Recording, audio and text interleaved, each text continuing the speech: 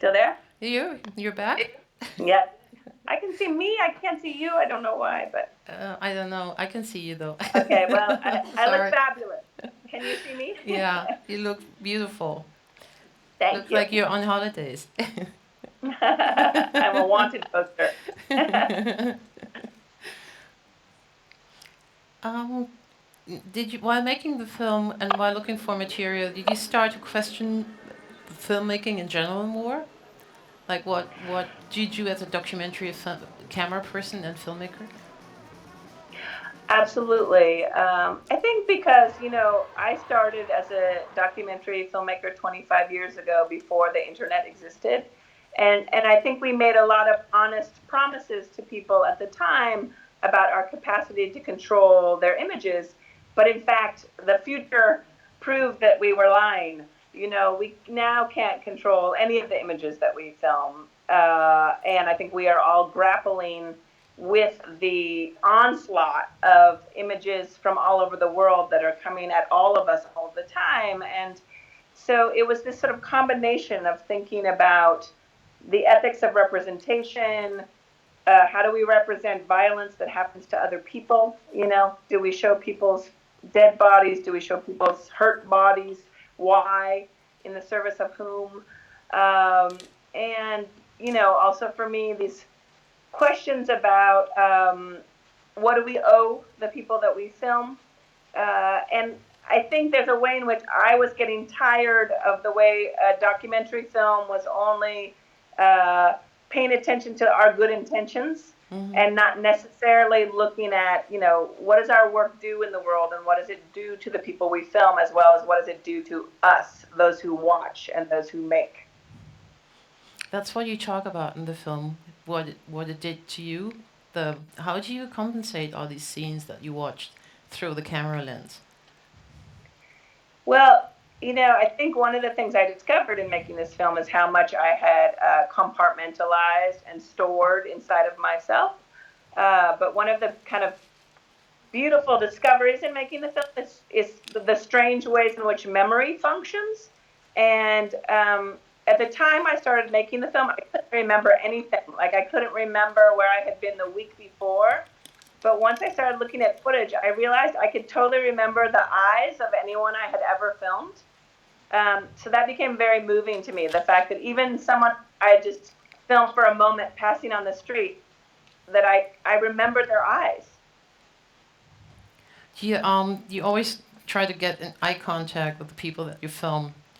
I think that's what you're explaining in the beginning. It's important to let someone know that you're not sneaking up on them, that you're actually there and you're going to film them, and they know, and so they can look you in the eye. That's very important to you? Of course. I mean, it's not always possible. I think a lot about power relationships with filming, and I think, that the camera gives you certain powers, and you often attempt to do things in relation to power with a camera. So it may be that you are filming someone, often someone who, I would say, like, you're trying to film someone who has more power than you, like in the example of filming with Michael Moore, trying to film the Congress people and ask them if they had sent their children to Iraq. They were running away from us on the street. So it's not always that you're trying to be in this generous, mutually agreed upon choice to film. Sometimes you're using the camera as a way of investigating or trying to document the ways in which power is abused. So that's one place on the spectrum, but I would say often you are filming people who have less power than you. And I think there's, a huge history of misrepresentation of people in imagery in the history of photography and camera work. So I think a lot about that when I film, and I think about what being filmed might mean to another person.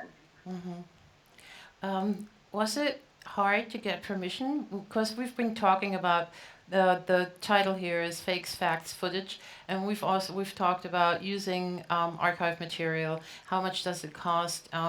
Where'd you get permission? Was it difficult for you to get permission, from example, from Michael Moore, or any other filmmaker that you worked with? Well, I mean, I think one of the things that was interesting and painful to me and has been over the years is that I filmed all of this material and yet I own none of it. Only the images of my mother and our children do I own.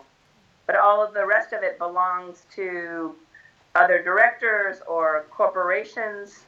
And it was incredibly gratifying to reach out to ask for this footage because most of the people who owned the footage knew how hard I had worked to film it.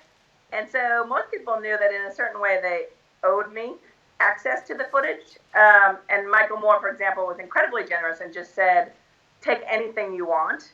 But in the case of the footage that was the most disturbing, like with the baby in the maternity ward in Nigeria, or like the footage of James Byrd Jr.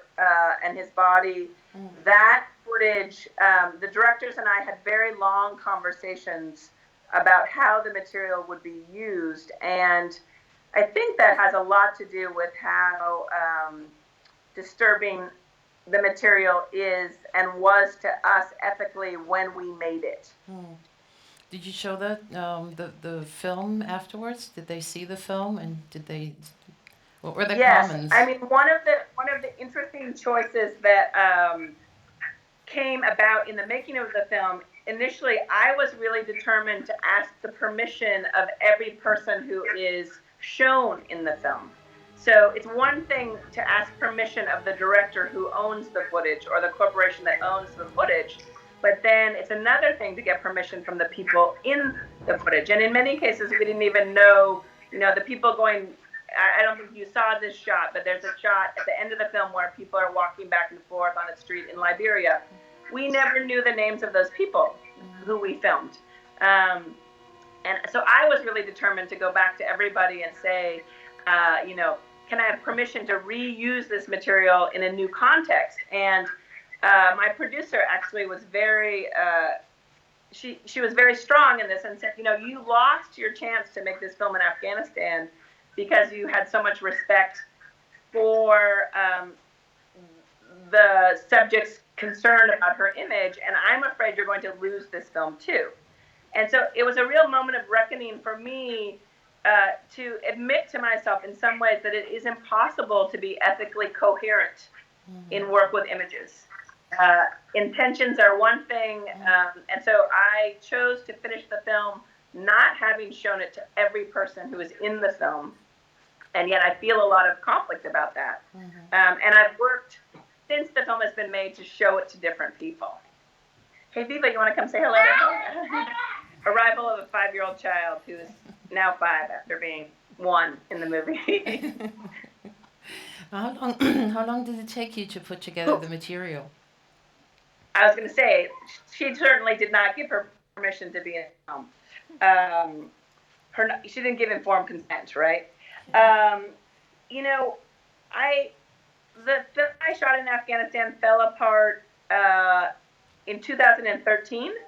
And then I started trying to rebuild this film, and I would say it took 3 years, but some might say it took 25 years. How many hours did you put together? Honestly, it was only, I would say a couple, like maybe 500 or 600 hours, because it wasn't like I went back through the thousands and thousands of hours I have shot. I knew I wanted to deal with certain scenes and certain moments, so I specifically went back into specific areas of footage, and initially I only went back into the most difficult material, and then I made this really unwatchable, horrible movie that was so painful and so traumatic that no one should ever see that rough cut. And then I got a little perspective and realized we needed to include other kinds of material besides just the most traumatic material. Do you see that as your first draft? Oh, there's so many first drafts to this. I can't even really identify the beginning, honestly. It was such an organic process, and I really did it. I want to stress this to the audience so they understand. I was never sure this could be a film. And I really did it, honestly, out of my own personal need to understand what was happening to my mind. And I do kind of believe that I might have developed a more full-blown case of post-traumatic stress if I had not made this film. But I think that the layers of compartmentalization that I was engaged in had become too much, and they were about to overflow. When did you decide to combine your professional material to your private material that you filmed of your mother and of your children? Yeah, well, my mother really never wanted to be filmed by me, and I had never filmed because of that. But when she was getting sicker with Alzheimer's, I just filmed a few minutes because I knew she was close to dying. As well as that footage you see when she's on the ranch in Wyoming. I pretended to be filming home movie footage, but I was really sneaking footage of her. So it was very personal for me, this idea of permission. I knew my mother truly would not want to be shown in this way. And yet I knew I really wanted to own how difficult it is to have aspects of the self or others revealed that is, deeply uncomfortable for the purposes of storytelling. And so I was really interested in this conundrum, and I felt like if I did include my children and my mother, people would understand that I had some skin in the game. That I was putting myself at the same kind of risk I was asking my subjects to put themselves in. Does that make sense? Yeah. Yeah. It was very hard for me. Do you feel it's a disturbing theme with your mother in the film? Do you think that she would have liked that to be seen by so many people? I know she would not like it. I know it. So it is a betrayal of her. I think of it as a betrayal of her. But I also think of it as evidence of the ways in which we cannot see ourselves, because, everyone or many of the people who have seen the film talk about the evidence of the love between us in that footage. I don't know that my mother would or wouldn't have been able to see that love, but I think there's evidence of that love in the footage. And I just think that speaks so much to the way in which we have difficulty seeing ourselves. And throughout the course of my career, I find it so fascinating that I'm so focused on filming others, but I have so many blind spots in relation to myself. And I think that's kind of the nature of being human. And we see ourselves mirrored in other people. We understand where we have transgressed other people because they tell us. We understand how we love because people love us back or get angry at us. That brings me to, the film is also about showing compassion when you encounter someone like Michael Moore. He offers help to the young soldier. How do you feel about being involved and at the same time being detached from what you're filming? Because sometimes in your film they come together. They don't. You're not the distant documentary filmer anymore. Yeah. Well, I've always rejected the idea that cameras create distance between people. I've always experienced it as a way of connecting to people, but making this film made me acknowledge that it is many things. To film people is many things, and it's constantly shifting. And so, for example, the scene of the little children with the axe shows how, I don't know if did you see this scene in what you watched or no? No, we haven't seen it here. So it's a scene in which I'm filming little children in Bosnia playing with an axe. That's later on in the film. And and it's crazy because it's like at every moment I'm going back and forth. Should I stop filming and stop them? And then in a second I realize, no, it's okay. They know what they're doing. Oh no, they don't. It goes back and forth like this in a moment-to-moment way. And this is for me what filming is. It's not, you can't just decide to be ethical and then continue. It's because the act of filming is always changing, and what is happening is always changing. And a person may have agreed to be filmed, but then they may say something they wish they had never said publicly. So these things are always in flux. And so for me, filming is a relationship with another human being. So there's not a way to be right and to stay right. It's constant revelation of a relationship. And I think this relationship moves forward in time, so that I think of the film as a relationship with the audience also. And so what I think means one thing when I make this film in 2017, it may mean something deeply different in the future. People are still watching it in the future.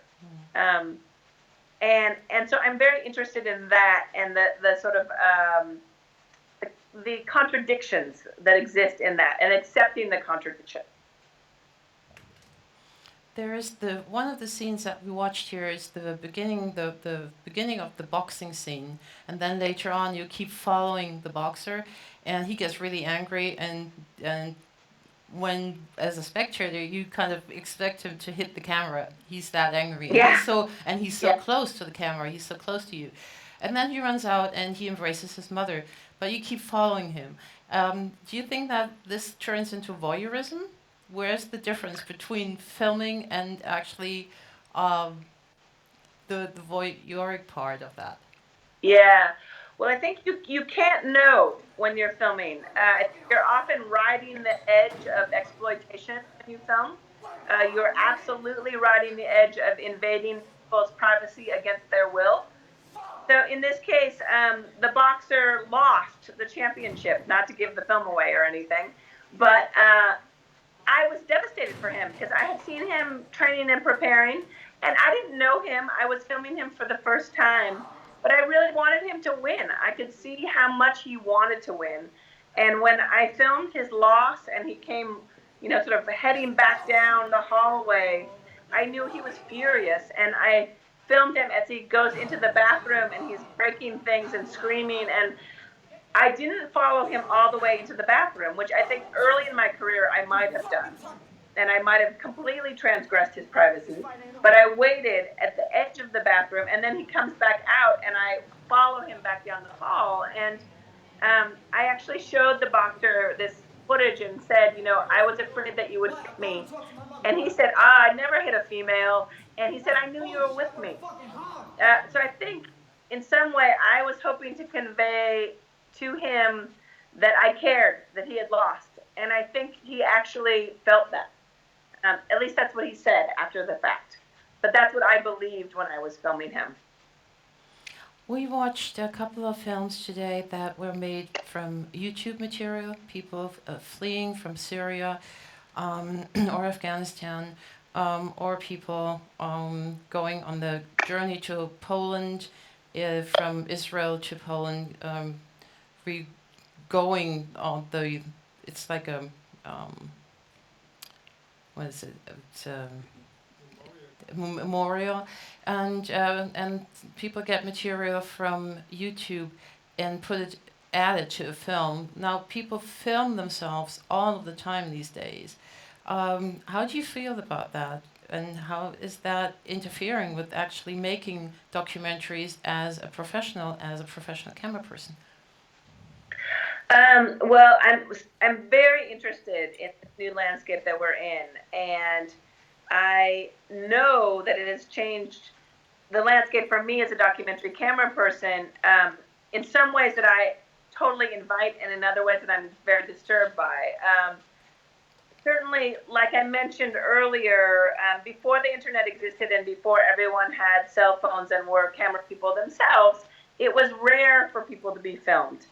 I mean, I filmed Jacques Derrida in 1989, and he was like, "Why are you filming me eating breakfast? I don't understand." And now the entire world understands in some ways why people might want to film them. Now, they may feel like it's hostile or it's exploitive, or it might help them change the situation, or it might make them famous. There are many new reasons why people understand they might be filmed. But I think also the fact that people understand what it means to film themselves and their friends means that everyone thinks about filming differently and understands the language in a more complex way. So I've been very gratified. Cameraperson is very much embraced by teenagers, and which I find fascinating because, anyways, they understand the visual language that I'm using and the lack of voiceover that the film has. But I think that more and more people know these disturbing ethical questions. What happens if I film my lover and then my lover uses that footage to embarrass me? What happens if I film my aging parent? What happens if I film my children and someone misuses that material? Everybody's engaged in these really big questions. Do I open my laptop and look at more violent imagery coming out of Syria? Do I, if I'm in the United States, do I watch another person of color get killed by a police officer? You know, all of these things are questions we're all really struggling with. And I think we know both that it can change political realities like it did during the Arab Spring, but that also governments are really paying attention to the way that people are using imagery and finding ways to shut down the use of imagery through surveillance and repression. So it's really dynamic times, and I would never pretend to have one set opinion about what's happening, because what's happening is so new for humanity and so complex. But I really, you know, I still treasure Susan Sontag's Regarding the Pain of Others that she wrote in the 20th century. And I'm actively, I feel actively involved in rethinking this for the 21st century, because I think we're dealing with new variables. Yeah, I think so.